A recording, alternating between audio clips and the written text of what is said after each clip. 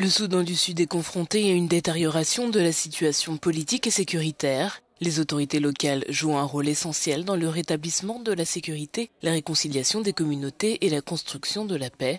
Pour soutenir leurs efforts, la mission des Nations Unies au Soudan du Sud a transporté des commissaires de comté de toute la région pour participer à un forum spécial à Malakal, axé sur la résolution des conflits et l'amélioration de la coopération. Les conflits sont là, les malentendus aussi, les différences également sont là. Mais il n'y a qu'un seul moyen d'avancer, le dialogue. S'asseoir et identifier les problèmes auxquels nous sommes confrontés en tant que communauté, trouver des solutions et lutter pour un meilleur Soudan du Sud et lutter pour la paix. Des millions de personnes continuent de souffrir de la violence persistante, des conditions économiques désastreuses et des chocs climatiques, à l'instar des communautés du Haut-Nil qui font partie des plus touchées. Nous suggérons que les personnes vivant dans les basses terres se déplacent vers des terrains plus élevés afin de protéger leur vie.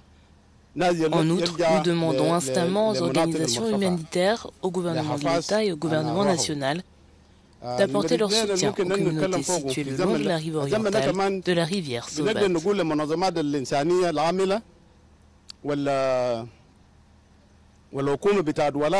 Des dizaines de milliers de personnes originaires du Haut-Nil ont été déplacées par le conflit, y compris par les bombardements aériens. Bien que certains commencent à revenir, ils continuent à faire face à d'énormes défis. En fait, la situation à Nasir est la suivante. De nombreuses personnes ont fui le conflit qui s'est déroulé ici.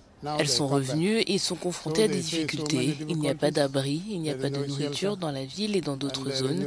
Certains pays ont reçu de la nourriture par avion, mais ils n'ont pas de produits non alimentaires. Beaucoup ont perdu leur tucule.